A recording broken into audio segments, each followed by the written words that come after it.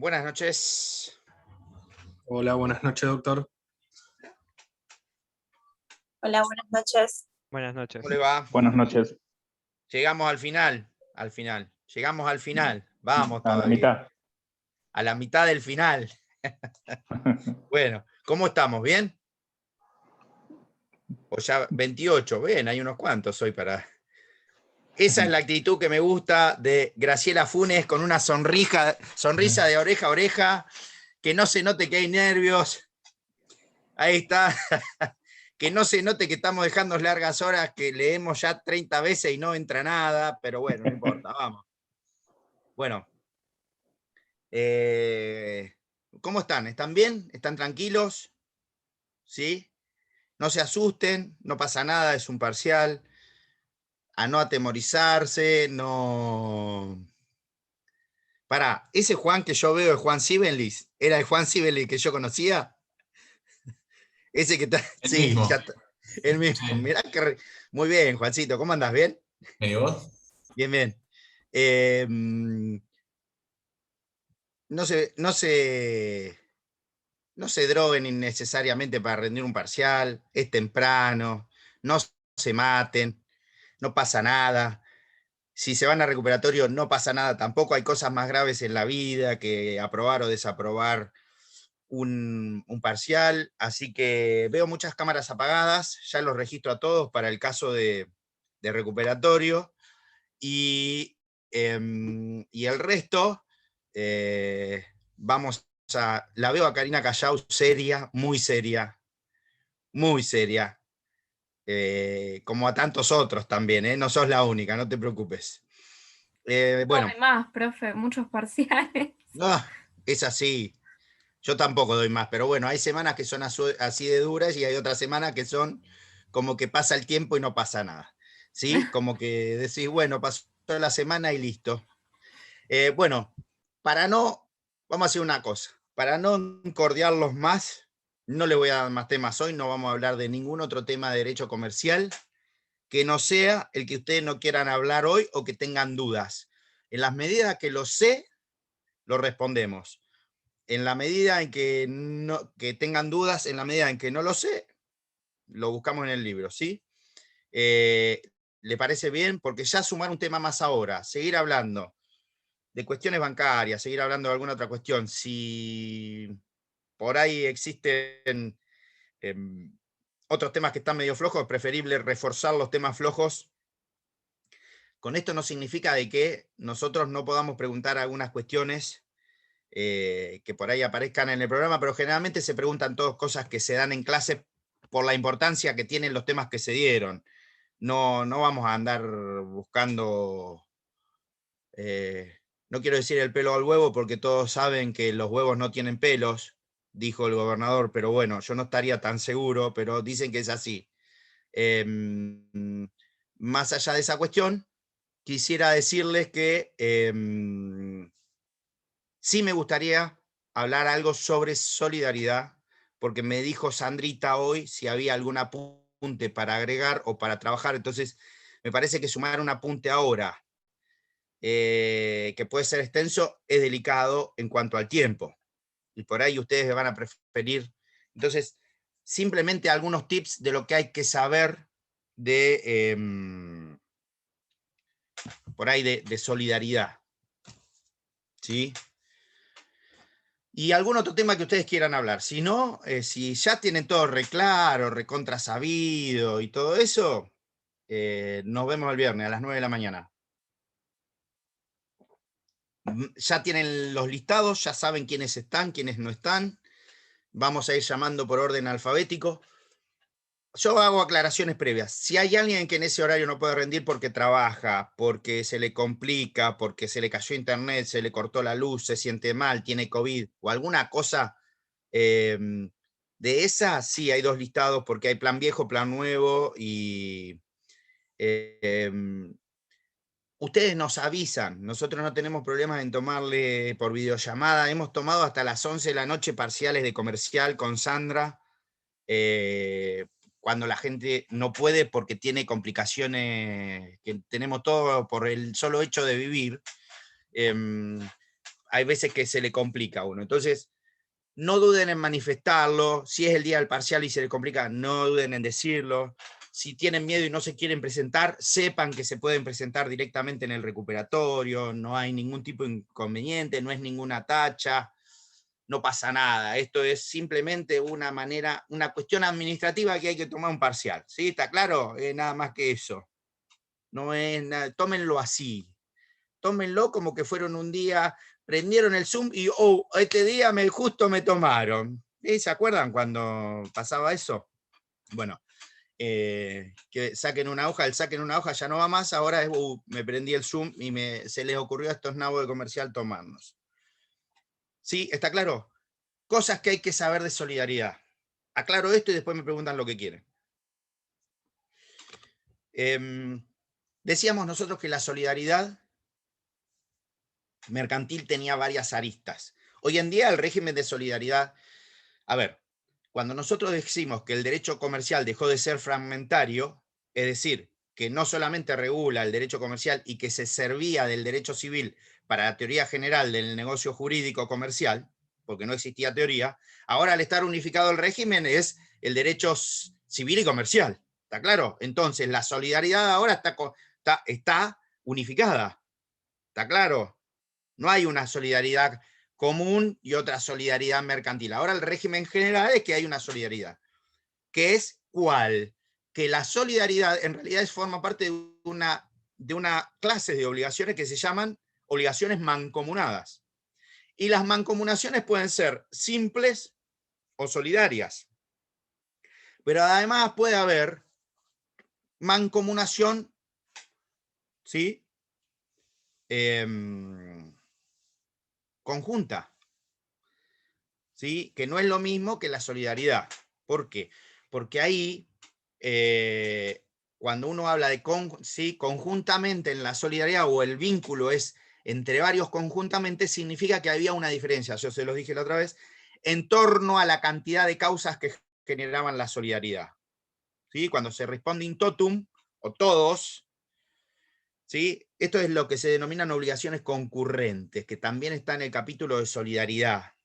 ¿Estamos? Cuando hay obligaciones concurrentes, las causas por las cuales se responden son distintas. Ejemplo, si yo voy al banco y saco un préstamo o un mutuo bancario, y lo garantizo con lo que sea, y hay varios codeudores de esa plata que el banco me dio, ¿hasta ahí vamos?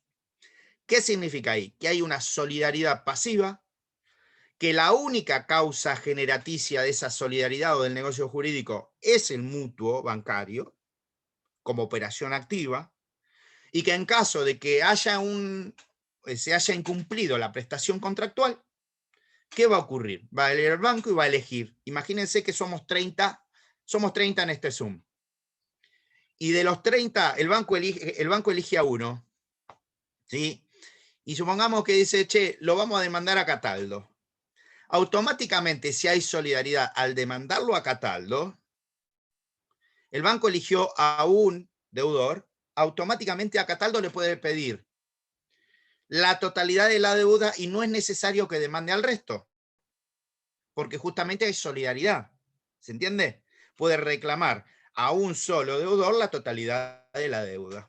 Eso es lo que significa solidaridad. ¿Usted podría repetir después contra el resto de nosotros, por Bueno, ejemplo? pero no se adelante, Cecilia. Sí, a eso voy. A eso es lo que quiero explicar.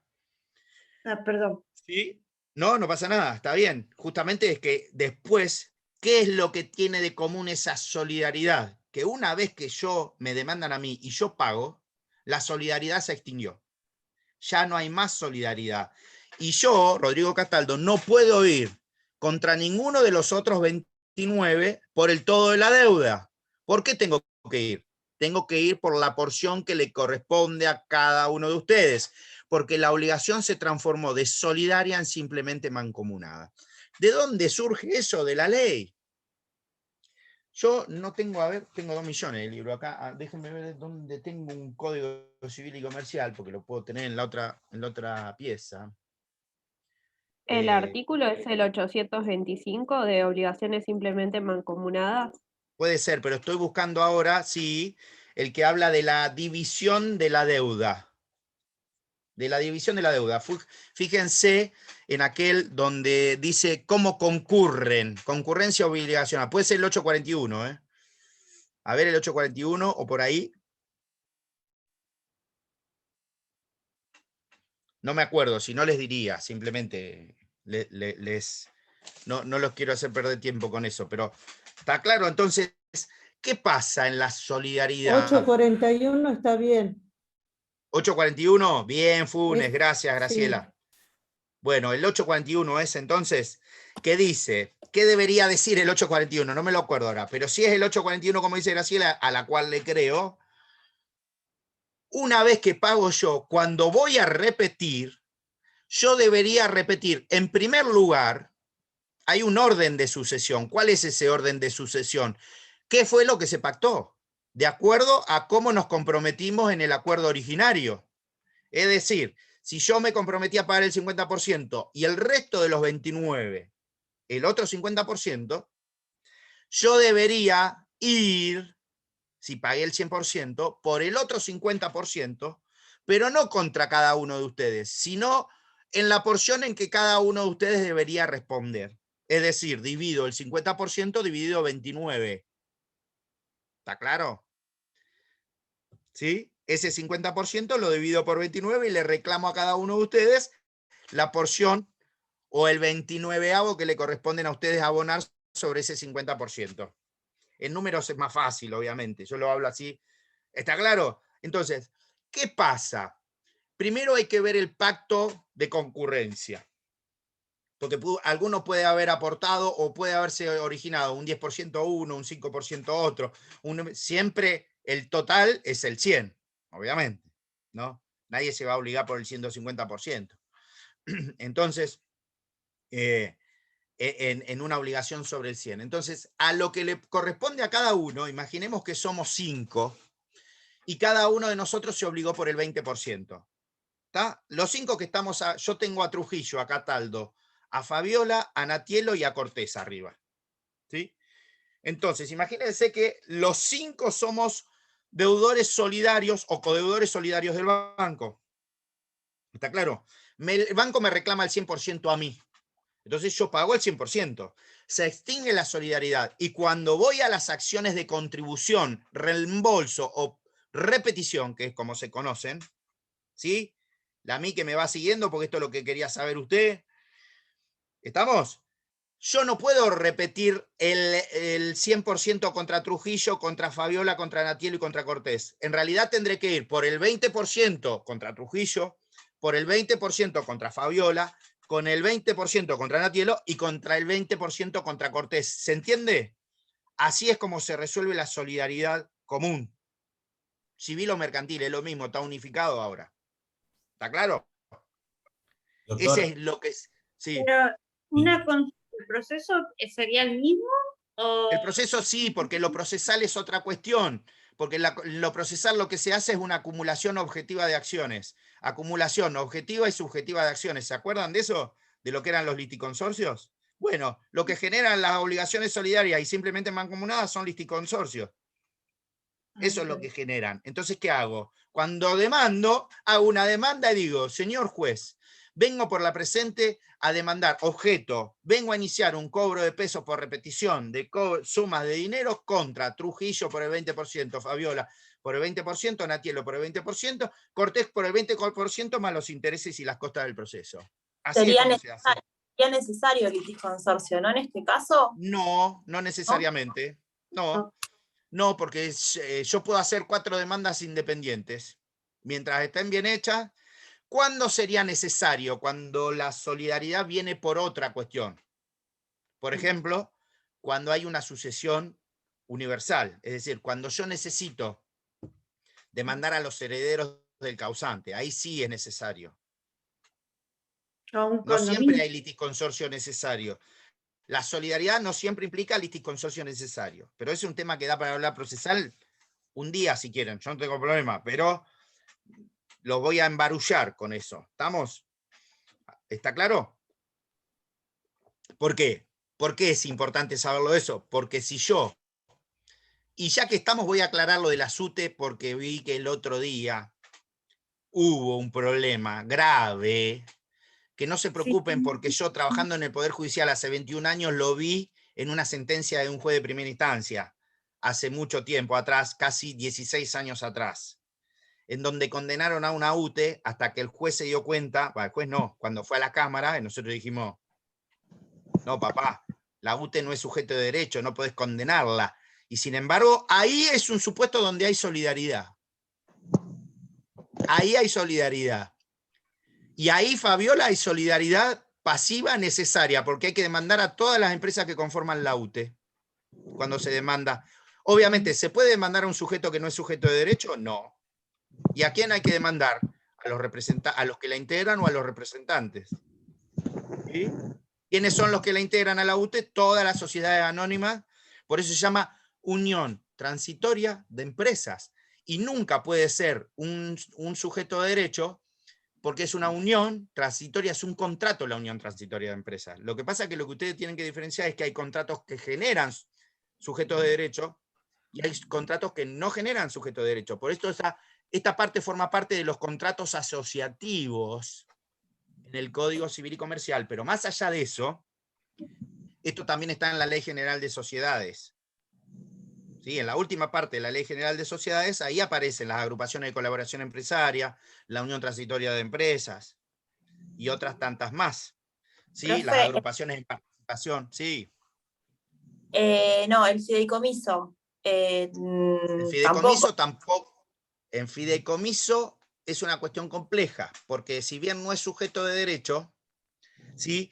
Yo reclamo al fiduciario, que es el que administra el fideicomiso. Pero sí, ¿se entiende? Pero un fideicomiso podría ser actor, el fiduciario en representación del fideicomiso. De hecho, cuando fue la ley de emergencia económica, como consecuencia de la exclusión de activos y pasivos, acá la veo a Yani con la cámara apagada, pero ella lo podría explicar, como lo podría explicar Natielo también, que estudian ciencias económicas. Ahí, y si ustedes leyeron el 35 bis, genera un cambio en la legitimación. Todo eso, cuando se excluían los activos y pasivos, ¿a dónde pasaba? A un fideicomiso como patrimonio de afectación, pero había un sujeto que administraba. Ese es el encargado de reclamar. ¿Sí? Ese es el que tiene la legitimación. Con lo cual lo puedo llegar ¿cuándo podría llegar a reclamarle también? Cuando hay un incumplimiento contractual por parte del fideicomiso, del incumplimiento de la llave en mano que no me entregan el departamento. En los términos del 704, una obligación de resultado. ¿Está? Pero sigo. ¿Qué es lo que quiero significar con esto? Que una vez que se paga en la solidaridad común, la solidaridad se extingue. ¿Está claro? La solidaridad, esto es la regla general, ¿está? Ahora viene lo difícil, siempre. Esto es lo fácil. La solidaridad se extingue. Esta es la solidaridad. La concurrencia obligacional es otra cosa, por más que todas sean obligaciones in totum. Hay una discusión doctrinaria si son solidarias o no. La mayoría dicen que sí, pero lo cierto es que en las concurrentes la causa por la cual responde cada uno de los sujetos es distinta entre sí. Ejemplo, ustedes se toman un colectivo y hay un accidente en el colectivo. ¿Sí? Tienen un accidente. Se cae, el colectivero frena de golpe o chocan y ustedes se lastiman. Pregunto ahí, ustedes celebraron dos contratos, o mejor dicho, celebraron un contrato en el cual son beneficiarios como terceros de un seguro. Entonces, el contrato, ¿está? El daños y perjuicios por el cual debe responder la empresa transportista es un contrato comercial, que es el contrato de transporte, capítulo 7 del Código Civil y Comercial. ¿Sí? Responsabilidad objetiva. Fue la primera responsabilidad objetiva que existió en nuestro derecho y con alcance de reparación integral. El contrato de transporte en el Código de Comercio. Lo mismo está ahora en el Código Civil y Comercial. Ahí está la causa por la cual va a responder la empresa. El chofer puede llegar a responder por un factor de atribución, en ese caso, en el primer lugar, la empresa responde con un factor de atribución objetivo. En el caso del chofer va a ser el factor de atribución subjetivo, pero va a ser responsable indirectamente y la empresa va a responder indirectamente también. Pero además, la compañía aseguradora de la empresa de transporte no responde ni por la responsabilidad objetiva del contrato de transporte, ni porque el chofer haya tenido la culpa. ¿Por qué responde? Por el contrato de seguro. ¿Se dan cuenta? Hay 3 causas distintas por las cuales todos concurren ¿a qué? Concurren a indemnizar ese daños y perjuicios. ¿Se dan cuenta? Así es como salen las condenas en los daños y perjuicios, cuando son, en estos casos, contra el obligado, el demandado, y contra la citada en garantía. ¿Se entiende? Que es la que tiene que venir al proceso en garantía, justamente esa garantía. Doctor, pero en ese caso, la demanda no podría demandarse a una persona por el todo. Sí, se demanda a la persona por el todo, se demanda al colectivero por el todo, y se demanda a la empresa de transporte por el todo, y se demanda a la citada en garantía por el todo. Claro, pero no Y se puede, digamos, a uno solo. O sea, digamos, se demanda a los sí, 3 por todo. se puede a uno solo, se puede a 2, lo que nunca se puede directamente a la aseguradora, porque no hay acción directa. ¿Está? Sí, sí. ¿Sí? Pero eso lo vamos a ver en el segundo parcial. Mire qué fe que les tengo. En el segundo parcial ahí vamos a ver el artículo 118 que se lo tienen que acordar mejor que el número de documento. Así que ya miren ya cómo estamos, en qué sintonía estamos. 118 de la ley 17418, que justamente habla de esto que estamos hablando. ¿Hasta acá vamos? Entonces, fíjense, ¿se dan cuenta por qué hay concurrencia? No hay solidaridad de una misma causa. Son 3 causas distintas por las que se responde. Hasta acá vamos. Ahora bien, en materia mercantil, ¿vieron que siempre como el gambeteador que hace una de más y pierde la pelota? ¿Vieron? Siempre que dice, vamos, ya estamos, gritamos el gol, nunca hay que gritar los goles antes de tiempo. Esto es regla general para los que somos futboleros. Un rulo de más, pum, perdemos las pelotas. En materia mercantil hay excepciones a esto. ¿Está claro? Hay excepciones. La primera excepción a esto es la solidaridad cambiaria. O más que excepciones, hay distintas reglas de la solidaridad. Algún día voy a hacer un articulito de las diferencias de solidaridad para así ya no tenemos que explicarlo. Hice uno de contratos, así que no estoy... Y además tengo que hacer sentencia, entonces como que se me complica. Entonces voy a ver si para la semana que viene hacemos un poquito. La primera cuestión es la solidaridad cambiaria. ¿Por qué la primera cuestión distinta es la solidaridad cambiaria? Que también es mercantil. Porque en virtud del decreto ley 5965/63, que es el decreto ley de letra de cambio y o vale o pagaré, ¿sí? Aplicable por analogía y extensión normativa al cheque y a otros institutos, ¿qué ocurre? Cuando uno se obliga cambiariamente, se obliga autónomamente, con lo cual ahí aparece la primera excepción al principio del nemo plus iuris. En los términos del artículo 7 y 8 del decreto que yo les aludí, rige la autonomía cambiaria y la abstracción cambiaria. Es decir, la autonomía cambiaria significa una prescindencia subjetiva de los vínculos. Miren cómo estoy hoy. Prescindencia subjetiva de los vínculos. Parece más psicología que derecho cambiario. Prescindencia subjetiva de los vínculos. ¿Qué significa? Que no importa que haya 20 giros cambiarios, todos son autónomos. ¿Qué significa decir que son autónomos? Significa decir que no se le trasladan los vicios subjetivos que tenían los otros giros cambiarios. Ejemplo, si el anterior endosante era incapaz, no se me traslada que yo pueda oponer la incapacidad del otro. ¿Se dan cuenta dónde está la autonomía? La autonomía del giro es la excepción ¿a qué principio? Al nemo plus iuris. La autonomía cambiaria es la excepción al principio del nemo plus iuris. ¿Qué dice el nemo plus iuris? que nadie puede extender a otro un derecho mejor ni más extenso del que tenía. Doctor, esto es para Ese es el favorecer principio. el giro comercial, ¿no? Todo eso es para favorecer el giro comercial, que yo no pueda alegar los defectos del vicio o el vicio de la relación subjetiva anterior. ¿Hasta acá vamos? ¿Sí? Por eso son autónomos. Y al ser autónomos, quedan todos obligados, cada giro cambiario queda obligado por el todo de la deuda. ¿Y qué pasa en materia cambiaria? La abstracción no la vamos a explicar porque la abstracción, en realidad ustedes ya la saben de dos materias. Una, Civil 1, como clasificación de actos jurídicos. Cuando ven causa, ustedes saben que la abstracción justamente son los negocios que no es necesario que exista la causa, porque justamente los títulos son abstractos. ¿Qué significa? Así como la autonomía era la prescindencia subjetiva, la abstracción es la prescindencia objetiva, es la separación del negocio jurídico subyacente con relación al cambiario. ¿Sí? Qué lindo que es el derecho comercial. Y ustedes me van a decir, ¿por qué no te vas a freír churro como... Sí, eso viene de la época de mi abuela. Para no insultarme, mi abuela me decía eso. Ya no tengo a mis abuelas, pero me decía eso. ¿Por qué no te vas a freír churro? La única que tuve, que conocí, ¿por qué no te vas a freír churro? Cecilia Cayetana se llamaba, así que imagínense. Cecilia Cayetana.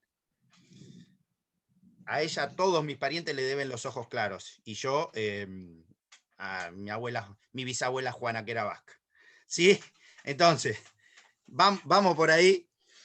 ¿Está claro? La prescindencia objetiva es de la causa. ¿Qué pasa? Esa solidaridad cambiaria de cada uno de los giros cambiarios, ¿cómo serían los giros cambiarios para que ustedes lo entiendan? Un pagaré. ¿Conocen lo que es un pagaré? Sí, todos conocen lo que es un pagaré, ¿vieron? Un pagaré es un documento que dice, el día tanto pagaré a la vista, o el día tanto pagaré al señor, la cantidad de pesos tanto. Firmo. Ese que firma es el suscriptor. Y se lo entrego a Juan. Juan lo endosa y se lo entrega. ¿Cómo es el endoso? Una firma. Y se lo entrega a Oscar Cortés. Oscar Cortés lo endosa y se lo entrega a Estefanía Chávez. Y Chávez se lo entrega a Funes. Todos ellos, hasta el último, una vez que llega al último, ese es el tenedor del título y el único legitimado para cobrarlo, si los endosos son normales, pero bueno, eso lo van a ver en cambiario. Y quiere decir que Cortés es responsable, que Chávez es responsable, que Funes es responsable, ¿sí? Que Juan es responsable, ¿está claro? Y que Cataldo como suscriptor del pagaré son responsables, todos solidariamente.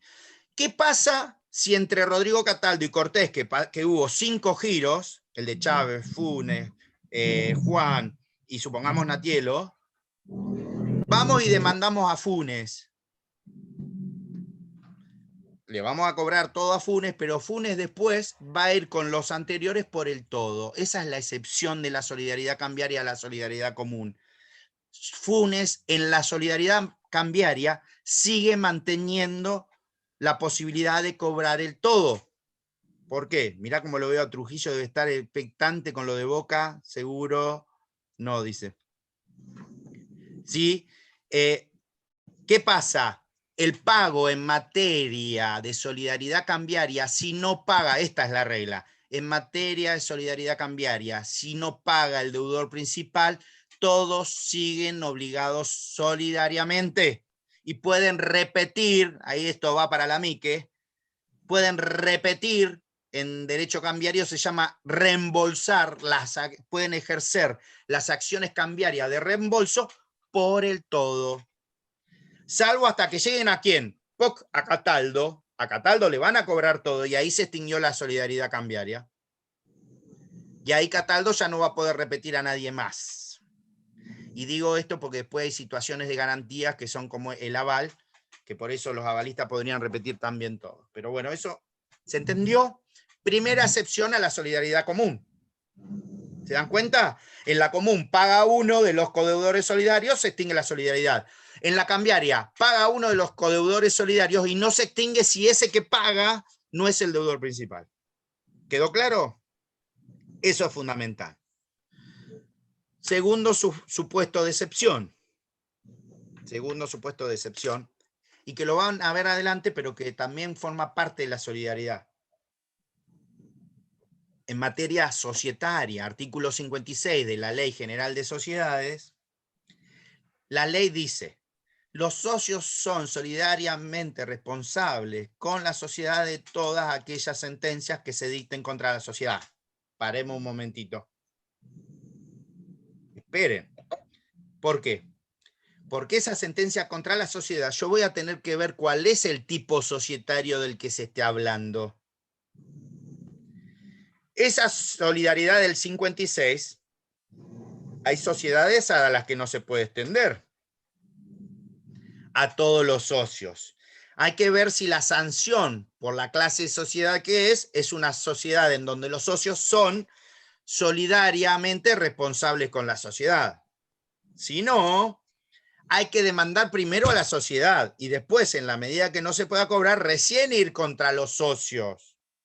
Por eso, este artículo 59 es un supuesto de excepción del régimen general de la solidaridad. ¿Por qué? Porque primero hay que demandar a la sociedad y citar al socio, porque si no lo cito desde el punto de vista procesal, y ahí volviendo a los liticonsorcios, cuando quiera reclamarle la sociedad al socio no va a poder porque existe lo que se denomina la excepción de negligente defensa. Debería haberlo citado la sociedad como tercero obligado en los términos del artículo 94 del Código Procesal Civil y Comercial, que son ¿qué? Más que nada, la intervención de terceros en el proceso. Y la intervención obligatoria de terceros en el proceso tiene los mismos efectos que ¿qué? Que la demanda, porque se le aplica o se le extienden los efectos de la sentencia, dice el 94 y siguientes. 94, 95, 96. ¿Sí? Ojo, entonces ahí tengo que citar al socio, por más que no lo ejecute, porque ahí aparece la subsidiariedad. Es decir, subsidiariamente responde el socio. ¿Estamos? Tercer supuesto. En materia concursal, lo que estamos aprendiendo hoy, hoy ya están viendo materia de quinto año con esto. En materia concursal, nosotros dijimos que los bancos no quebraban, que los bancos no se podían concursar porque eran sujetos de derecho, pero no eran sujetos concursables, por el artículo 2 de la ley 24.522. Con lo cual, el resto de los mortales, que somos todos nosotros y todas las otras sociedades o sujetos que puedan concursar, no podemos concursar. No podemos concursar. Y si nos concursamos, y nosotros éramos codeudores solidarios con otros, no sé si habló alguien, ¿no? Hay alguien que tiene el micrófono abierto y acá veo que dice Glinka, que te veo con cara de que estás cansada. Lo que pasa es que se me está por terminar la batería y le quería hacer una pregunta y bueno, era eso. Pregunte, no hay problema. El tema mucho y bueno, por eso estaban hablando está hablando de las obligaciones solidarias. Sí. Pero no, yo tengo una pregunta que nada, de otro tema totalmente distinto. Bueno. Quería ¿Aguanta la batería? ¿Aguanta la batería o quiere cargarlo? No puedo cargarlo, por eso. Bueno, dígame cuál es la pregunta que quiere hacer y la respondo ahora. No pude aclarar, es la del artículo 1346, ¿en qué caso las personas jurídicas ejercen el corretaje? ¿En qué caso las personas jurídicas? Sí, la persona bueno, eso jurídica... es una discusión eterna. Porque en el código, en la ley nacional, en principio, no puede haber sociedad, establecía el código que no podía haber sociedades que ejercieran el corretaje, ¿sí? Ni grupo de corredores que ejercieran el corretaje. Ahora, como consecuencia de la reforma y ya como consecuencia de la sanción de la ley de Martillero, la 25.028, generó una suerte de excepción y por eso hoy en día aparece lo que se llama, ¿vieron? Hay una red de corretajes que se llama RIMAX. Ah, sí. RIMAX es una sociedad, pero ¿qué pasa? RIMAX es una sociedad de corretaje, pero RIMAX es la publicidad. El problema es que para que ejerza RIMAX, no está ejerciendo RIMAX. Hay un solo corredor que ejerce detrás de RIMAX esa cuestión, tiene que cumplir con el requisito de la 10973, que es la ley de martilleros y corredores públicos de la provincia de Buenos Aires. ¿Por qué? Porque en realidad esto mismo pasa con los contadores, con los abogados. No se puede formar sociedades. Tienen que ser asociaciones que tienen que estar debidamente inscriptas. Si no, no se puede por una cuestión profesional, ¿sí? En el caso del corretaje, que también son profesionales, nada más que son auxiliares del comerciante o del comercio. Ahí aparece toda una reglamentación que no la prohíbe la ley nacional, pero que la ley local, que es la que regula el ejercicio, ahí hay una cuestión constitucional también, porque la ley nacional es la que dice cuáles son los requisitos para ser corredor, pero la que regula la actividad de corretaje es la local, no puede, porque esa cuestión no está delegada a la nación. Entonces, la ley nacional nunca podría decir, ¿sí?, que las asociaciones están permitidas para ejercer el corretaje, salvo que lo diga y lo autorice la ley provincial. De hecho, siempre hubo una prohibición porque el corretaje nació siendo elitista también. Era numerus clausus, no cualquiera podía ser corredor, ¿sí? Al corredor se le decía, tengo un artículo de eso escrito, no sé si se lo pasé a Sandrita para que explicara. Nace en la antigua Grecia con lo que se denominaba el proxeneta. El proxenetae era el corredor. Después fue regulándose, en Francia aparece la primera regulación, que era numerus clausus, y después se empieza a abrir y empieza a ser una profesión pública. Pero no profesión porque requiriese título universitario, sino profesión porque era una manera de ejercer el comercio. ¿Por qué? Porque en uno de los incisos del artículo 8 del Código de Comercio decía, el 5 era, artículo 8, inciso 5, toda operación de banco, remate o corretaje. Por eso, las actividades bancarias, los martilleros y los corredores son todos agentes auxiliares del comercio, porque ejercen un acto comercial, ¿sí? Hay una discusión doctrinaria sobre si los martilleros y los corredores son comerciantes.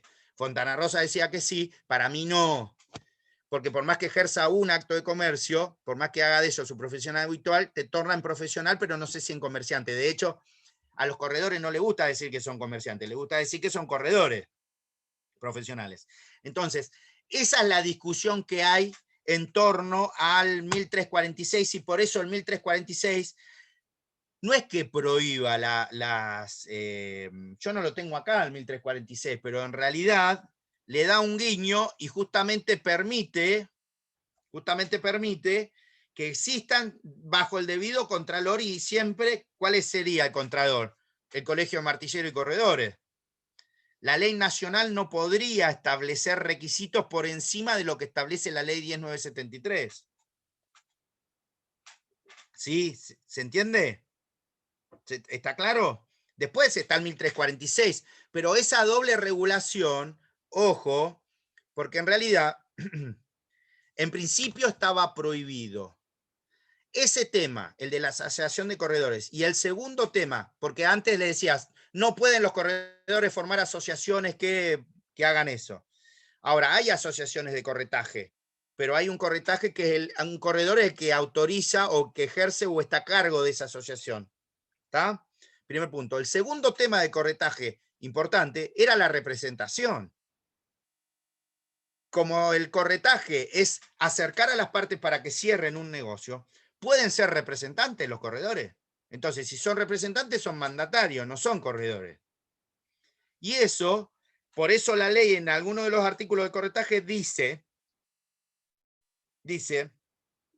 que los corredores no son representantes de las partes, a excepción que alguna o ambas lo autoricen a realizar determinados actos para que se puede meter, que hay el autocontrato en los términos del 368, cuando hay representatividad en el corretaje. De hecho es una de las excepciones, o supuesto, más que de las excepciones, supuesto genérico de autocontratación o contrato consigo mismo, 368 del Código Civil y Comercial, en donde si las partes lo facultan, recién ahí se torna representante de una o ambas partes. ¿Cuándo puede pasar eso? Cuando lo autorizan a celebrar el boleto de compraventa, cuando lo autorizan a celebrar el contrato de seña referéndum o convenio a referéndum o venta a referéndum, o cuando lo autorizan, ¿sí?, a suscribir la escritura si le dan un poder especial para eso. A eso se refiere, no para el ejercicio del corretaje. Para el ejercicio del corretaje no puede haber representación. ¿Por qué? Porque la actuación de corretaje es indelegable. Eso lo dice la ley 1973. ¿Sí? El ejercicio del corretaje es indelegable. Si hay un remate, yo no le puedo decir, Miner, vaya, yo soy corredor y Miner supongamos que sea mi asistente. Vaya a ejercer el corretaje por mí. No puede hacerlo, es corretaje ilegal. De hecho, se anula. Ahora, ejemplo, ¿existe el corretaje de hecho? Claramente. Todos los porteros de edificios venden departamentos. Alquilan departamentos, ¿sí? Y cobran una comisión por atrás de eso. ¿Sí? ¿Se dan cuenta? Por eso el tema de que puedan ejercer, claramente, por eso el tema de que no puedan ejercer las personas jurídicas. Pero no es que no hay una prohibición. En realidad es por una cuestión de que el ser corredor requiere de ciertos requisitos. ¿Sí? Claro, se le llama corredor de hecho o clandestino, exactamente. GES, es así. ¿Qué pasa? ¿Cuál es el título universitario de la Asociación de Corredores? Cuéntenme, ¿cuál es? ¿Puede una asociación tener un título universitario? No, no es persona física. ¿Se dan cuenta por dónde viene la cuestión? ¿Se dan cuenta? No es que no exista, existe, pero en realidad existe como un camuflaje para que un corredor es el que está a cargo de la asociación, ¿sí? De eso. La asociación no podría ejercer el corretaje, porque para ejercer el corretaje se necesita hacer, ¿qué? Tener título universitario, ¿sí? Y estar matriculado. Ya ahí nomás, con el título universitario no puede. ¿Cómo hace quién va? ¿El presidente de la sociedad a recibirse de abogado? ¿El presidente de la sociedad va a recibirse de corredor? ¿Por la sociedad? No. Eso es un requisito de aptitud que lo establece la ley nacional, pero que en el ejercicio lo regula la provincia. ¿Sí? ¿Por qué? Por lo mismo que existe la cláusula durmiente. ¿Sí? Por lo mismo que existe la cláusula durmiente, es por la delegación de competencias. Sigo, ¿quedó claro, Glinka? ¿Sí? No sé si es tu nombre, yo veo Glinka, ¿eh? No sé cuál es tu nombre. ¿Sí? Bueno, no importa. Yo te digo así. Esa es la razón. Esa es la razón, porque los requisitos son subjetivos. Son subjetivos. Y ustedes me van a decir, bueno, pero ¿y el banco? No, pero el banco es una actividad. El corretaje, ¿sí? El corretaje, por más que sea también una actividad, la tiene que ejercer sujetos determinados. No puede ser cualquier sujeto. Es como ser abogado. ¿Puede ser cualquier sujeto? No. Tiene que haber estudiado. Como ustedes. Tienen que estudiar. Sentar el traste, ¿sí? Horas traste y adelante. A triunfar. No quiero decirlo mucho eso porque así no fue. ¿Sí? Pero más allá de esa cuestión, ese fue un chiste para Cortés, para Graciela Funes y para, no sé cómo te llamás, Glinka, pero y para Zaffarano también. Pero, ¿se entiende? Cuando nos dijeron a triunfar, sonamos, ya está. Condenados al éxito estuvimos. Natielo también, usted se debe acordar. Bueno, seguimos. ¿Qué pasa? Sigo. En materia concursal, cuando hay un deudor que es codeudor, octubre, sí. En octubre habría que acordarse. Ahora va a ser en noviembre que habría que acordarse. Pero más allá de eso, más allá de esa cuestión, tercera excepción, o tercera más que excepción, vertiente de la solidaridad mercantil, que afecta a la fianza, que también puede ser solidaria. Pero eso se los voy a explicar cuando veamos garantías y fianza, porque ya se los expliqué en contrato a los que sufrieron conmigo y ahora se los voy a explicar en comercial a los que sufren conmigo. ¿Estamos? Yo me concurso, Cataldo se concursa, sujeto concursable. Bien. Además de comerme un flor de sumario en la corte, que me sería causal de jurisdicción, me concurso. Y yo soy codeudor solidario con mi hermano, Ramiro, yo me llamo Rodrigo Hernán, él se llama Ramiro Sebastián. Soy solidariamente responsable con Ramiro Sebastián, ¿de qué? De una deuda que sacamos en el Banco Provincia. Me concurso. yo voy al concurso, el Banco Provincia va a verificar el crédito, mi hermano no paga y le inicia la ejecución a mi hermano. Y a mí no me la puede iniciar, porque una vez que está presentado el concurso, uno de los efectos es prohibición de ejercer nuevas acciones de contenido patrimonial, que es lo más lindo que tiene el concurso. No se puede hacer ningún otro juicio de contenido. Hay que ir a verificar. Ahora, una vez que está eso, se verifica el crédito, sale la sentencia verificatoria, se abre el periodo de exclusividad, negocio con el banco y le digo, che, te voy a hacer una quita del 50%, dame una espera de 2 años y el resto te lo pago en 8, 25% te lo pago, el resto de lo que debo te lo pago en 8 años, con una tasa de interés del 6%. Total, no hay inflación en la Argentina. Eso que estoy diciendo es lo que pasa en los concursos, ¿eh? Eso es lo que se propone en los concursos todos los días. En todos los días hay quita, espera, remisión y a los postres. Con lo cual, para cuando llegan la tasa de interés que se aplica, ni siquiera cubre la tasa de interés de un mes de inflación. Pero esos son los acuerdos. ¿Qué pasa? El juez lo homologa. El juez homologa, dice, che, lo votaron los acreedores. Lo homologa.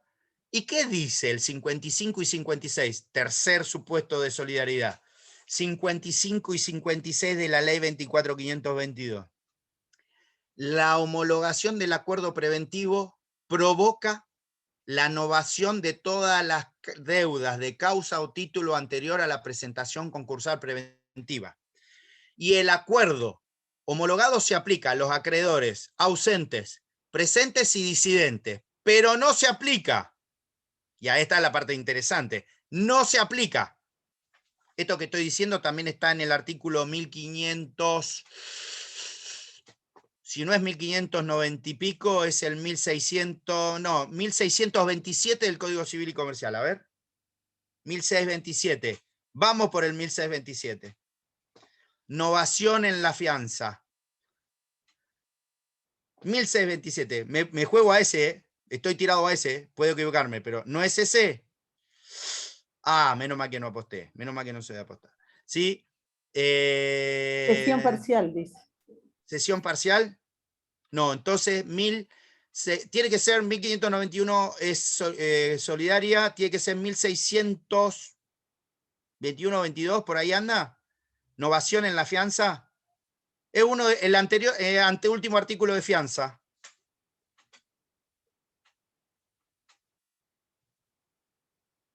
¿Cuál es? A ver. 1597. 1597, perdón. Ahí está. 1597. El 1597 dice lo mismo que el 56 de la 24.522, en el sentido de que el acuerdo homologado no nova, miren lo que les estoy diciendo, no nova las obligaciones de los codeudores solidarios ni de los fiadores solidarios. Tercera excepción a la fianza. Ojo, la extinción de las obligaciones solidarias en materia concursal respecto del concursado no se extienden a los codeudores solidarios ni a los fiadores solidarios. ¿Cómo dice Natielo en 1597? Perdón, me jugué mal y tiré el pleno y no dio ahí, no dio. Bien, a ver qué dice. 1597. Léalo, Sí, léalo.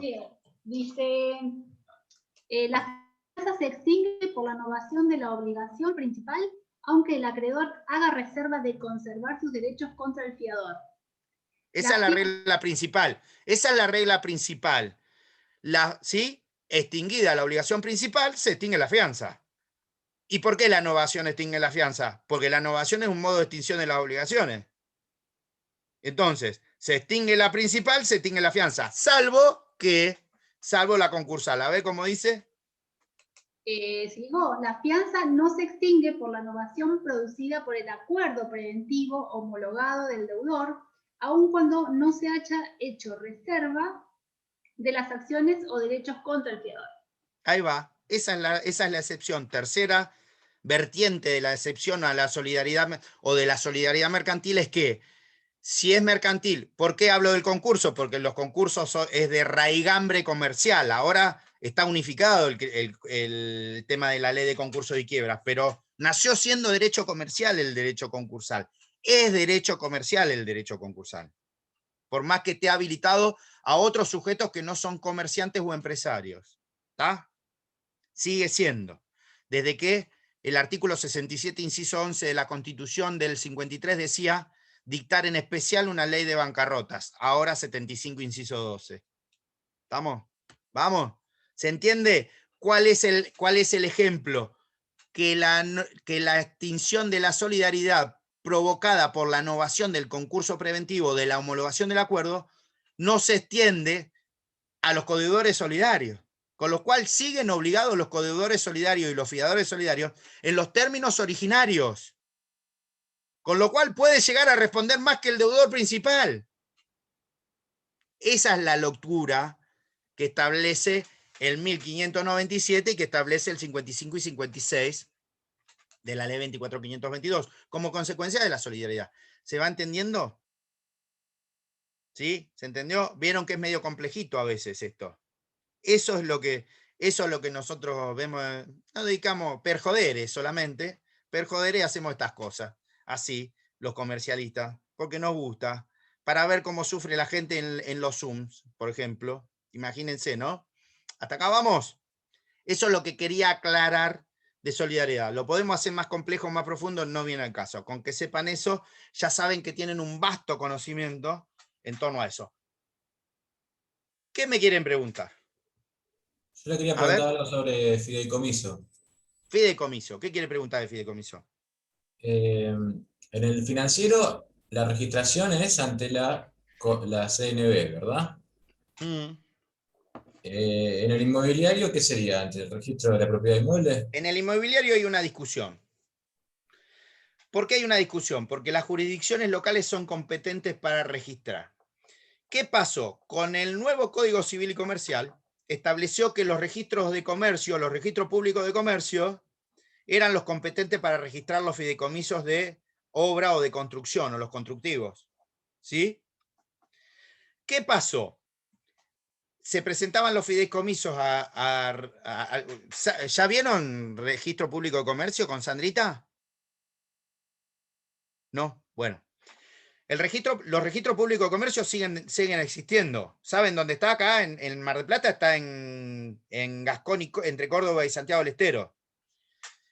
Los competentes, los jueces civiles y comerciales somos los competentes de llevar adelante el registro público de comercio. Los de primera instancia, por eso se dice que el registro público está a cargo de una secretaría promiscua, no que la secretaria es promiscua. ¿Sí? Secretaría promiscua. ¿Por qué?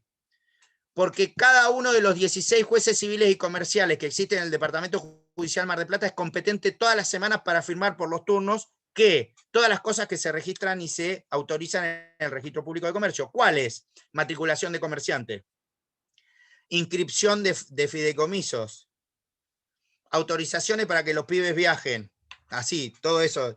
Declaración jurada de que convivo con Carlos. Iba a decir Hugo, pero lo vi serio y... ¿Sí? ¿Se entiende? Para todo eso, eso está... ¿Vieron cuando dice hay que hacer un trámite para ir al ANSES, Registro Público de Comercio? Hay que hacer un trámite para IOMA, Registro Público de Comercio. Y así sucesivamente. Certificar copias también, pueden certificar copias. Todo lo que ustedes deseen en la medida que lo pueda hacer el Registro Público. El Registro Público tiene dos funciones. Una, la de registro público propiamente dicha, y otra, la de Secretaría de Apremios. ¿Por qué de apremios? Porque ejecutan las municipalidades, en los registros públicos ejecutan los títulos de deuda de la municipalidad. No los provinciales, porque eso es el fuero contencioso administrativo el que es competente, no el registro público, ¿sí? No la Secretaría de Apremios. Entonces los jueces firman. ¿Y eso tiene grado de apelación? ¿En dónde? En la Cámara, en la cual somos competentes. Nosotros revisamos lo de los 16 jueces civiles y comerciales. ¿Estamos? Entonces, cuando hay un error, ¿qué pasa? Se produjo... Sí. ¿Cuáles eran las dos funciones? ¿Secretaría de Apremio y la otra? Está la Secretaría de Apremios y la de Registro Público de Comercio propiamente dicha. Esto está en la Carta Orgánica del Poder Judicial de la Provincia de Buenos Aires, Ley 5827. Ahí aparecen las funciones del Registro Público de Comercio, que depende de la Suprema Corte de Justicia de la Provincia de Buenos Aires. ¿Sí? No es un juzgado, es una secretaría, un organismo dependiente de la Suprema Corte de la Provincia de Buenos Aires. ¿Qué pasa? Además se registran libros. ¿Qué se hacen? Se rubrican los libros contables ahí. Ahí se rubrican y se declaran los libros contables. Los del 320, ahí van. Se paga un fee, una tasa y se registran ahí. Y la secretaria dice, registro la firma de la sociedad tal que tiene el libro, ¿sí? El borrador, el contable, todos esos. ¿Qué pasa? Sacó la Corte de Suprema de Justicia en el año 2015, ni bien sale el código, una reglamentación donde decía que también inscribían los fideicomisos. Hubo rechazos de fideicomisos de inscripción porque los jueces no lo firmaban y fue en apelación y la Cámara tiene un fallo de Sala 1, la cual integro ahora. En ese momento no estaba, fue de primera instancia, del juzgado 5, donde dijo, no, espere, porque hay una reglamentación que los fideicomisos deben ser inscriptos, y esto es para Juan, en personas jurídicas, que dependen, en personas jurídicas, que es una dependencia que depende del Ministerio de Justicia de la provincia de Buenos Aires. En Nación, las personas jurídicas se inscriben en la Inspección General de Justicia o IGJ. En provincia, la IGJ de provincia se llama Dirección de Personas Jurídicas. ¿Que saben dónde está? En la delegación de Mitre del Colegio de Contadores de Ciencias Económicas. Ahí está la delegación de Ciencias de Personas Jurídicas. Ahí se hacen la inscripción. ¿Y qué hacen? Firman los presidentes, lo de la comisión directiva, ¿sí? Todo eso lo hace personas jurídicas. Bueno, también inscriben los fideicomisos de obra, Juan, ¿sí? Y también se pueden llegar a declarar en donde, como una observación y anotación, vieron que la planchuela de dominio del registro inmobiliario de la propiedad inmueble de la provincia tiene 4 secciones. Y fíjense con letra, dice A, B, C, D. Entonces, en A está el asiento de inscripción y en B están los gravámenes. Bueno, en las observaciones ahí se pone que se anota un fideicomiso si el inmueble está abocado al fideicomiso para la construcción. ¿Está? ¿Cómo se llama el... Rodrigo. En provincia, me dijo? Personas jurídicas. Dirección de Personas Jurídicas. Ahí que se anota. Se anotan todas las sociedades que están inscritas en la provincia de Buenos Aires. ¿Por qué? Porque el artículo 2 de la Ley General de Sociedades dicen que hay que inscribirlas en el Registro Público de Comercio, pero técnicamente no se inscriben en el registro, sino que se inscriben en IGJ y Personas Jurídicas. ¿Tá? Nunca llevó el Registro Público de Comercio esa inscripción, la llevó un organismo que depende de la administración, no del Poder Judicial. Entonces ahí se inscriben que las asambleas, los balances, se manda todo ahí. Persona jurídica controla, y donde empieza a ver qué puede pasar, que persona jurídica te mande una inspección y te intervenga. ¿Tá? Es organismo de contralor del Poder Ejecutivo, porque depende del Ministerio de Justicia. ¿Qué otra pregunta? Hasta ahora vengo bien, vengo aprobando. Y una última, ¿en qué casos el fideicomiso iría a la esfera federal? ¿En qué caso el fideicomiso iría a la esfera federal? Y cuando se realiza el contrato, principio, ustedes no lo vieron, pero cuando vayan a Derecho Internacional Público, hay principios. ¿Cuándo se aplica la ley extranjera y cuándo se aplica la ley nacional? Y de acuerdo al lugar que determine la ley como punto de conexión. Bueno, ¿cuándo es federal? ¿Cuándo es provincial? Cuando hay normativa federal o hay un sujeto especial federal o la lex loci celebrationis. Ese es el punto de conexión en materia contractual. La lex loci celebrationis. La ley de celebración del acto, eso es lo que significa, es la que determina quién es el competente para la inscripción. Si, por ejemplo, una universidad quisiera hacer una lex loci celebrationis, tendría que ir al fuero federal o tendría que registrarlo en IGJ o en el registro de la propiedad, ¿sí? ¿Estamos? ¿Se entiende? Bien. ¿Por qué? Porque la jurisdicción federal es de excepción. Es por la materia, por los sujetos, siempre de excepción. La regla es la jurisdicción provincial. Excepcionalmente, el fuero es el federal o excepcionalmente la materia es federal. Esto está previsto en la Constitución, obviamente, ¿no? En la Constitución Nacional. ¿Qué otra? Vamos, vamos, solamente 2 se animaron. Vamos, que tiene que haber más. Ahora ya veo que me matan la pregunta y no puedo responder ni 2. Doctor, Yo quisiera saber que sea un breve repasito sobre la cláusula salvo encaje. Ah, bien. Fíjense si le poníamos un punto a cuando empezó. Yo quisiera saber, Joaquín Roque Silva. Yo también quisiera saber. ¿Sabe cómo? Ahí sería, yo quisiera saber. Miren lo que hace el lenguaje, ¿no? Pero bueno, yo quisiera saber. Bueno, yo también. La cláusula salvo encaje. Creo que es el 1437 del Código Civil y Comercial, no me acuerdo. Pero por ahí anda. Si no el 1437, el 1436. Me arriesgaría a decir 1437. Pero puedo fallar. Ya le erré al 1597, puedo fallar.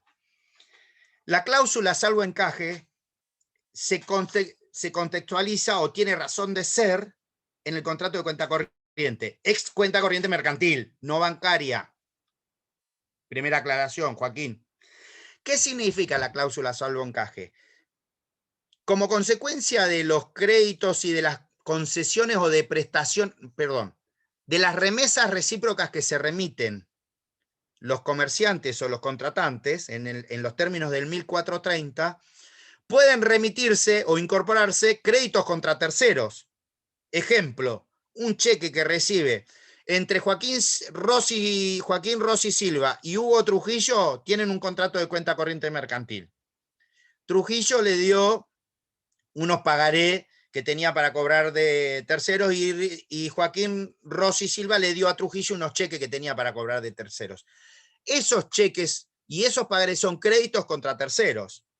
Esos se incorporan, como no son créditos propios de ellos que tengan que pagar, ¿sí?, sino que depende del pago de terceros para que ingresen, esos créditos se entienden incorporados salvo encaje. ¿Qué significa salvo encaje? Salvo que no se paguen. Si se pagan, se incorporan a la cuenta. Si no se pagan, ahí la ley dice que hay 2 posibilidades. O lo ejecuta en la cuenta aquel que los recibió, o los ejecuta y ejerce las acciones cambiarias pertinentes, o ¿qué hacen? O lo excluyen de la cuenta. Eso es lo que significa la cláusula salvo encaje, que no se acredita hasta tanto los títulos no estén pagos. ¿Se entendió? Es simple, no es difícil. Perfecto. Eso es lo que significa la cláusula salvo encaje. Que todo título que se tiene contra terceros se entiende incorporada a salvo encaje. Por más que no diga nada, autoriza eso, o a ejercer la acción pertinente, teniendo riesgo de que no se pierda, obviamente, ahí habría algo de un contratito necesario, y si no, excluirlo de la cuenta. Lo mismo pasa con ¿qué? Con los créditos embargados, cuando se incorporan a la cuenta, que es el artículo que sigue. ¿Sí? ¿Qué dice? Que si están embargados con relación a alguno de los cuentacorrentistas, y ese crédito se puede excluir. Busco agua y vengo, así les doy tiempo a hacer una pregunta.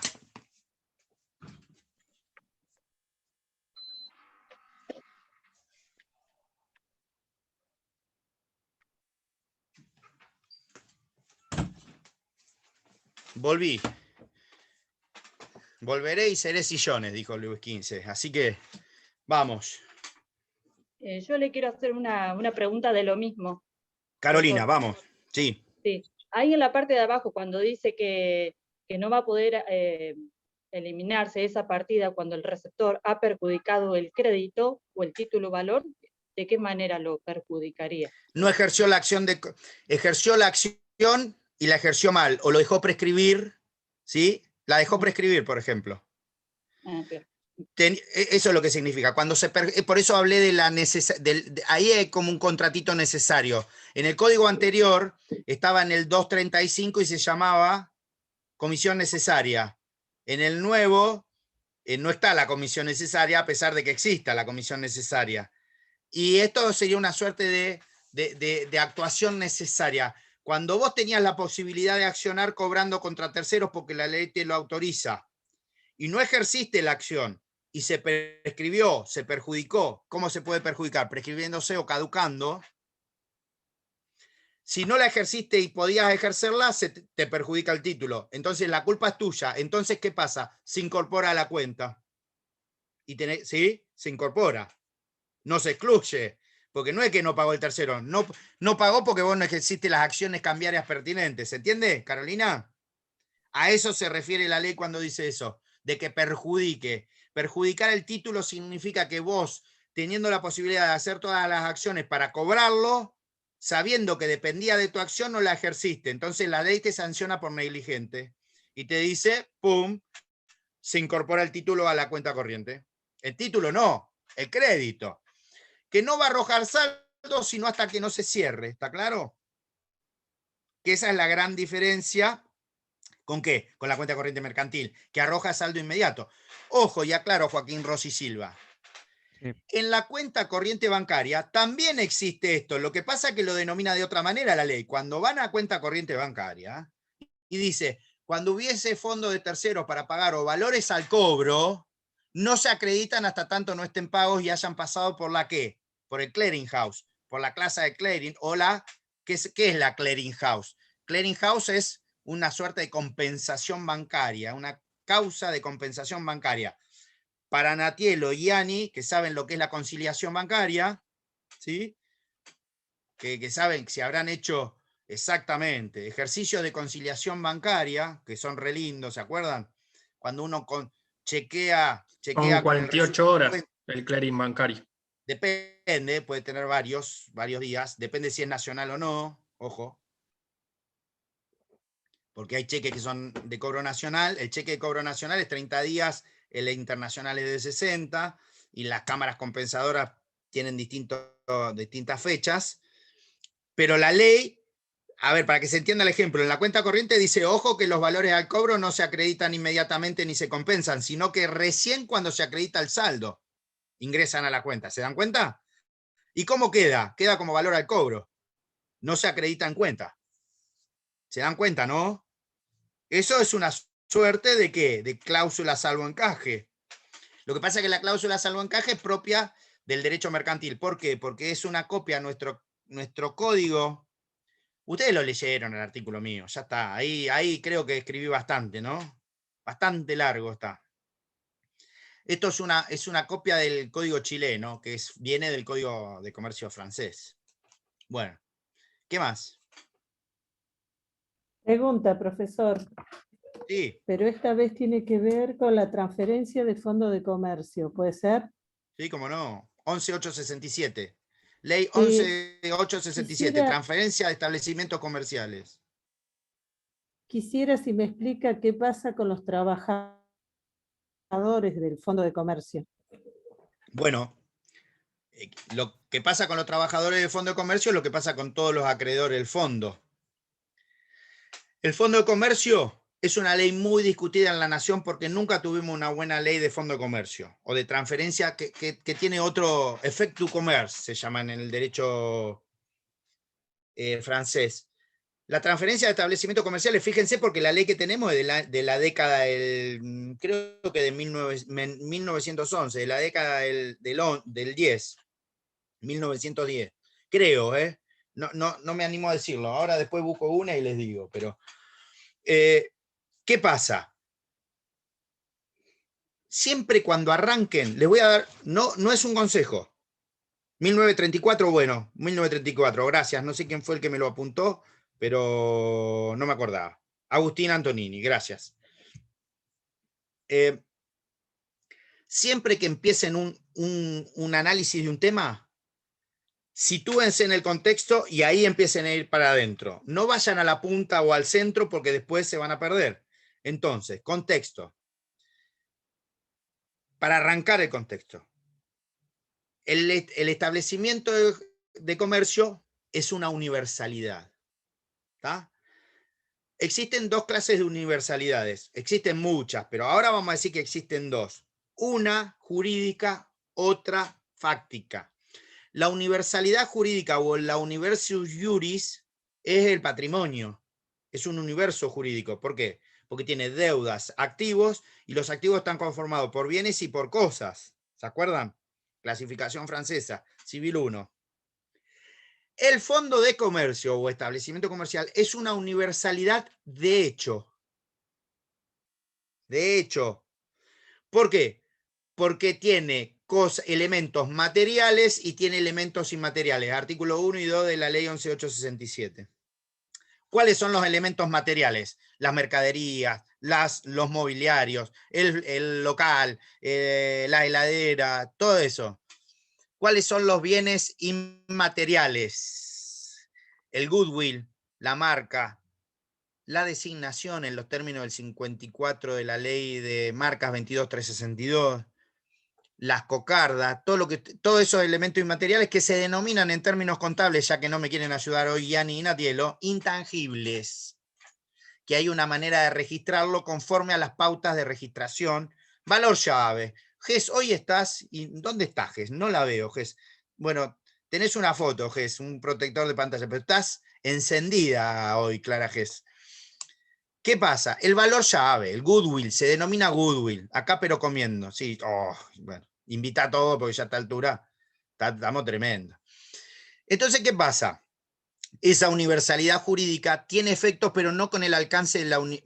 esa universalidad de hecho, que es el Fondo de Comercio, ¿sí? Tiene un alcance, pero no con el alcance total como tiene el patrimonio.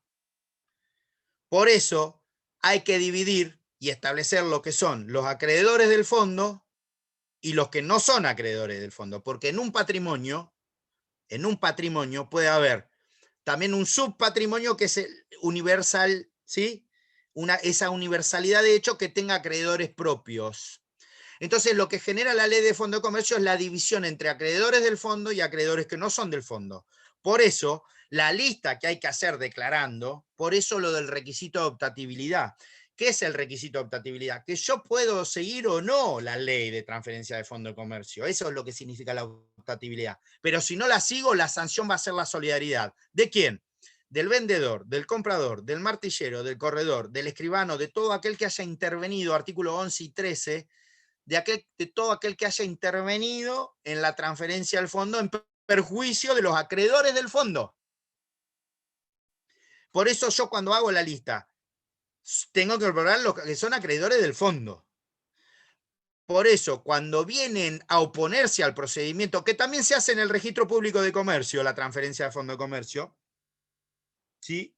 El competente del registro público de comercio, mediante la publicación de edictos por determinados días, ¿sí? Creo que, no me acuerdo de día, creo que dice 5 días, durante 5 días la ley dice que hay que publicar, ¿no? 5 días. Hace rato que no leo la ley de Fondo de Comercio.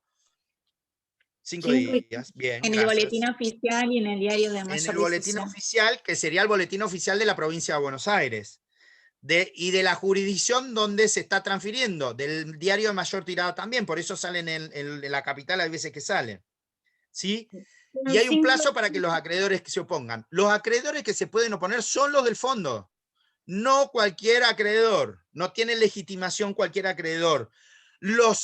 Ejemplo, hay una peluquería y las empleadas de la peluquería les vendieron la peluquería y no les avisaron, son esas peluqueras las que se pueden oponer.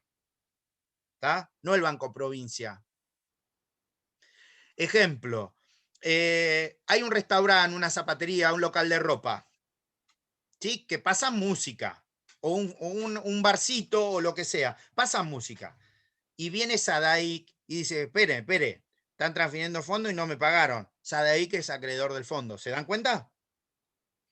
¿Qué pasa? Con los trabajadores pasa lo mismo. Lo que pasa es que los trabajadores a su vez tienen el privilegio que le otorga, primero, la ley laboral y segundo, primero la ley laboral, que tiene la indemnización en los términos de 245 y 247 de la ley 2744. Y que esté disminuida en los términos del 257 si hay concursamiento o no y depende del sujeto. Pero más allá de eso, ahí, ¿qué pasa? No los convenios colectivos de trabajo, porque los convenios colectivos de trabajo no pueden establecer privilegios porque no son ley, son convenios colectivos. ¿Está claro? Pueden establecer beneficios para los trabajadores que son superiores a la ley, pero no pueden establecer privilegios, porque los únicos que dan privilegio, ¿qué es? La ley. ¿Por qué? Porque desde que existe la Constitución se abolieron los privilegios y ¿sí? Por el principio de igualdad ante la ley. Entonces, salvo que la ley diga, bueno, los trabajadores son acreedores privilegiados. Y fíjense que la ley dice que los trabajadores son acreedores privilegiados, pero no del establecimiento, no sobre un inmueble. Los trabajadores nunca tienen privilegios sobre el inmueble. Tienen privilegios sobre otras cosas. ¿Sobre qué? Sobre los enseres, las máquinas, las mercaderías, pero nunca sobre el inmueble. No se puede. ¿Tá? No es un acreedor real el trabajador. Cuando digo no es un acreedor real, no es porque sea irreal, sino porque no es un acreedor con garantía real sobre el inmueble. ¿Tá? Es un acreedor laboral, que tiene privilegio especial y privilegio general. Eso sí, sobre la generalidad de los bienes, el trabajador puede cobrar un porcentaje. Entonces, ¿acá qué pasa? Si a los trabajadores no se les comunica la transferencia, que son acreedores del fondo y se les está debiendo, los acreedores se pueden oponer a la transferencia. Pero supongamos que no le hayan dicho nada, los trabajadores no tienen problema. ¿Por qué, Graciela Funes? Porque existe el artículo 30 y 31 de la ley 2744 que dice que cuando se hacen transferencias de establecimientos, hay que integrarlo a esto con la ley laboral, y no se comunica, son inoponibles al trabajador, con lo cual el trabajador puede reclamar a todos. A los primeros y a los últimos. ¿Se entiende? Artículo 30 y 31, que es la solidaridad, extensión de la solidaridad laboral. ¿En dónde aparece eso en materia comercial? En el fallo Rodríguez contra Embotelladora, PepsiCo. Rodríguez contra Embotelladora llegó a la corte menemista, justamente, miren ustedes qué casualidad, la corte menemista es la que le dice al trabajador no poder reclamar más allá que esto. ¿Sí? No le dejó extender llegó hasta la filial nacional, no le dejó extender la responsabilidad solidaria con relación a la matriz. ¿Sí? Esto está en un fallo que se llama Rodríguez contra Embotelladora del año 93. Y ese principio que surgió de Rodríguez contra Embotelladora está reflejado en el Código Civil y Comercial en materia de franquicia, concesión y agencia, cuando dice que el trabajador no puede ir contra el franquiciante, contra el concedente, ni contra el dueño del negocio. ¿Qué me conturce, Graciela Funes? ¿Vio cómo estamos desmitificando a tantos? Estamos desmitificando, ¿no? Cómo estamos desmitificando tantas cosas, incluso políticas, porque ahí se mete la política, Eso es lo que pasó. Se metió la política. Entonces, al meterse la política, ahí limitó la responsabilidad de la matriz. Y eso está en un fallo, Corte Suprema de Justicia de la Nación, Rodríguez contra Embotelladora y PepsiCo. Lo pueden buscar, Está en todos los libros de Derecho Comercial. Bien, ¿qué otra? Vamos, sin miedo. Porque después vienen las preguntas. ¿Y en el código? ¿Dónde? Y en la parte de contrato de franquicia. Contrato de franquicia y concesión, que son los contratos de distribución comercial que están regulados. ¿Qué más? El reloj corre, ¿no hay más? ¿No más? Como dicen los martilleros, no va más a la 1. No va más a las 2, quedan 5 minutos, vamos. Y vieron que ahí el martillero, ustedes dicen, bajame que me quiero llevar ese colchón hermoso que me encanta. En el remate de colchones, ya habré comprado colchones en los remates. Y no va más, y usted dice, no, bajalo, mirá el somier que estoy pagando 7 lucas, un somier que sale 50, bajalo. Quieren ir a coaccionarlo al martillero y el martillero mira todo y tiene el punto atrás y cuando está por decir no va más a la 1, a la 2, y cuando está diciendo 2 3/4, salta el otro y dice 10.000, y ahí se quieren matar. Gess, ¿a qué te referís con administración extraordinaria en tu paper? Ubicame en contexto, Clara Gess. ¿Sabés cuánto hace que escribí ese artículo? Contame. ¿Administración extraordinaria en qué? ¿En lo de cuenta corriente? ¿Y en qué contexto está? ¿Dónde lo dije? ¿Lo dije en la parte de remesas para volcar? Pará de comer y decime, porque estás comiendo vos, nosotros estamos sufriendo muertos de hambre, todo, y vos estás comiendo tranquila, mirando tele, escuchando el Zoom, y me preguntás esto. ¿Dónde está, Clara? No me acuerdo. Perdón, profe, en la parte donde No pasa describiste nada. los caracteres del contrato. Sí. Bueno, no, se refiere a otra cosa, sí. No. Fue lo único que me quedó que no lo entendí. Bueno, cuando uno clasifica, vieron que los caracteres de contrato ya fueron todos a contrato. Entonces ustedes dicen, el contrato de cuenta corriente mercantil es bilateral, obvio, dicen ustedes, obvio, consensual, ¿sí? Aformal, no es necesario ninguna forma, conmutativo, oneroso, ¿sí? Y de administración extraordinaria, como contraposición a los de simples actos administrativos o de administración.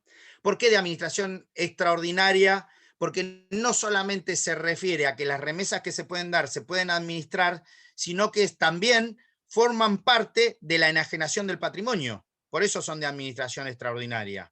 Porque se permite la enajenación del título, porque una vez que se incorpora a la cuenta, queda incorporada a la cuenta, pero como saldo a favor o en contra del otro cocontratante. Entonces, al ser de administración extraordinaria, es porque está permitiendo la enajenación de ese título.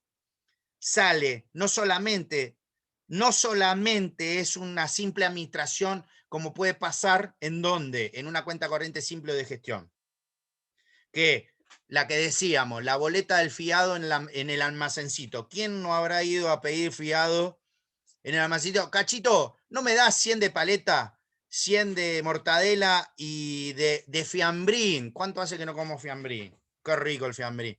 Y 100 de fiambrín y cantimpalo, porque en Bordenave comíamos allá también. A lo de la tita íbamos, a lo de la tita Funaro. Fíjense cómo a lo de la tita, no la tita. A lo de Tita Funaro, que tenía los tomates más brillosos de todo Bordenave.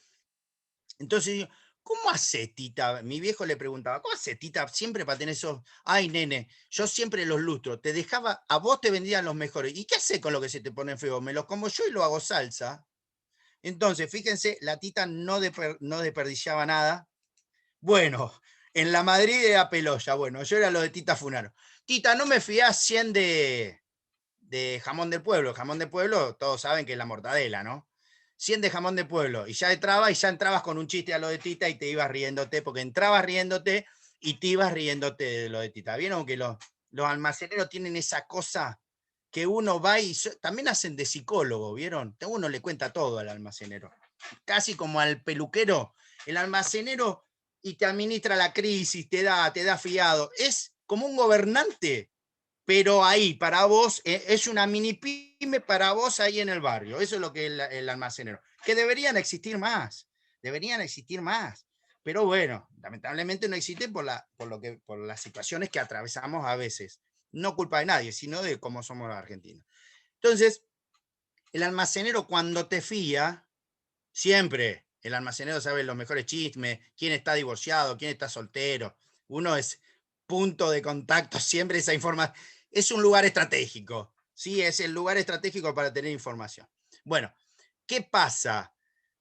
El almacenero, el chino no entiende nada, chino, que tirar un chiste, ahora la guita la manejan mejor que nosotros, ¿se dan cuenta? Yo no conozco la moneda de 5, no la conozco, y chino, ¿te tiran moneda? Parece una maquinita de tirar moneda, ¿no? Pero bueno, más allá de eso, ¿qué pasa? Ese fiado del almacenero es una cuenta corriente simple o de gestión. ¿Por qué? Porque pone, Cataldo se llevó 100 de friambrín, me debe, ¿se dan cuenta? Y cuando ustedes le llevan la plata, va descontando. Esa es una cuenta corriente simple. La del cuenta corriente mercantil no es simple, es de administración extraordinaria. ¿Por qué es de administración extraordinaria? Porque faculta también la enajenación de ciertos créditos. Es el mismo ejemplo o parecido a la procura cuando se inscribe en el registro público de comercio de los factores. ¿Ya vieron lo que eran los factores de comercio? No me digan, ¿no?, que no saben lo que son los factores de comercio. Bueno, el factor de comercio es el gerente. El gerente. Cuando se inscribe eso, el gerente, como factor de comercio, tiene facultades amplias de administración y extraordinarias porque puede enajenar cosas que hacen al giro del negocio. Lo que nunca va a poder enajenar, ¿qué es? El fondo de comercio. ¿Sí? Fíjense, nunca va a poder enajenar. ¿Por qué? Porque va contra la vida del giro ordinario del negocio. Estaría extinguiendo el negocio. Entonces, tiene facultades amplias de administración y de disposición. ¿Para qué? Para lo que hace al giro del negocio, vender mercaderías, lo que se consume. Ahora, nunca podría hacer, ¿qué? Vender instalaciones, no tiene representación para eso. No tiene apoderamiento para vender ni instalaciones, ni el fondo de comercio, ni los inmuebles, ni las maquinarias. Para eso necesita la autorización de ¿quién? Si es una sociedad, de la asamblea. Lo hace el directorio con autorización de la asamblea. ¿Sí? Por eso es de administración extraordinaria, Clara. Bien, ¿qué más? Es re lindo contrato el de cuenta corriente mercantil. ¿Qué más? Bien, ¿Qué más? profe. Sí, de nada. ¿Qué más? ¿Lo damos por cerrado o alguno más? Vamos, a la 1. Vamos a las 2. Che, ¿no tienen dudas casi? Me pone recontento porque voy a poder preguntar de todo el viernes entonces. Y bueno, Natielo ya me conoce. En realidad, soy medio bravo tenemos preguntando, demasiadas. ¿no, Natielo? ¿Usted que me sufrió? Sí, ¿no? Bien. Graciela, contame. Graciela Funes, que querías hablar, perdón y te interrumpí. No, que preguntas tenemos demasiadas. Si las hacemos nos quedamos toda la noche. Sí, por ahí lo que tienen demasiadas son dudas más que preguntas, pero bueno. Sí, las dudas son otras clases de preguntas. Y ya dije lo que generaba la duda. ¿Sí? Mató al gato, la duda. ¿Mm? E hizo otra cosa más. Ahí Oscar ya sabe lo que hizo. Entonces, la duda mató al gato. ¿Mm? Pobre, justo veo ahí el declaraje que es un gatito. Bueno, repasen bien, para ir cerrando. Repasen bien libros, por favor. Repasen bien. Bueno, apareció Jessica ahí en el último momento, Jessica Papa en el último momento. Hay un muy buen autor de derecho mercantil que se llama Rodolfo Papa, que es el que mejor escribe, mire cómo se lo digo, se lo apunto, googleelo, mejor escribe sobre, ¿sí? Acuerdos de mergers and acquisitions, acuerdos de fusión y adquisición de empresas. M&I sería, acuerdos de M&I y de due diligence y todas esas cuestiones. Rodolfo Papa, muy buen tipo, y sabe muchísimo, obviamente. Repasen 320 y siguientes. Intermediación mercantil, bancos, exclusión de activos y pasivos. Y ustedes me van a decir, me estás tirando todo, papá. Y sí, las cosas que son importantes, son importantes. Fondo de comercio, es importante. ¿Qué más se puede haber visto? Por favor, también les voy a pedir que después del parcial nos hagan una crítica. Que nos hagan una crítica de aquellos profesores que solamente vienen a leer el código. Que nos hagan una crítica de aquellos profesores que dicen errores para que los podamos corregir, no para ir a retar a nadie, sino para que podamos cambiar la metodología. Que nos hagan una crítica de si quizás tomamos algo mal o hicimos algo mal. Entonces, eso sirve para que nosotros mejoremos y ustedes puedan tener una mejor enseñanza. Para que la metodología, a ver, imagínense que yo me ponga a leer ahora el código. Yo creo que es un suicidio colectivo. Tratemos de que no sea un suicidio colectivo. Porque no estamos haciendo bien si tenemos algún profesor que lee el código. Yo sé que hay algún profesor que lee el código. Entonces, como yo sé algunas cosas que ustedes no saben que las sé, todas las cosas sé que ustedes no saben que sé, todas, sí, también puede ser. Por favor, les pido eso. Más allá de putearme a mí si doy articulito en inglés o no, o si doy otras cosas, o no les gusta como los chistes o lo que sea, también sé que las clases no son todas de la misma tónica. o tonicidad, para decirlo en términos físicos. Entonces, por favor, eso también díganlo para que yo pueda tirar las orejitas donde tenga que tirarlas, o tenga que autotirarme las orejitas y decirle al titular, che, se enojaron conmigo porque di esto, o se enojaron conmigo porque tal cosa. ¿Está claro? En la confianza que da la relación, porque eso es lo que hace crecer a la universidad pública, libre, laica y gratuita, gracias a Dios. Si no, yo no podría ser profesional. Así que así debería seguir esto, por los siglos de los siglos. ¿Estamos? Estudien bien esos temas. Disculpe. Suerte para los que rendimos reales mañana. Bueno, suerte para los que rindan reales mañana. No se puede cursar comercial y reales juntos. Es un autosuicidio. Bueno, el suicidio es auto, pero es suicidarse apenas entrar a la facultad de Derecho, si quieren hacer eso. Son materias muy densas, muchachos. Yo sé que si ustedes le dan 45 materias para cursar en un solo cuatrimestre, lo hacen. Sí, pero no les va a servir a ustedes. ¿Estamos? Repasen eso. ¿Alguna preguntita para desempatar puede haber de la bolilla 1?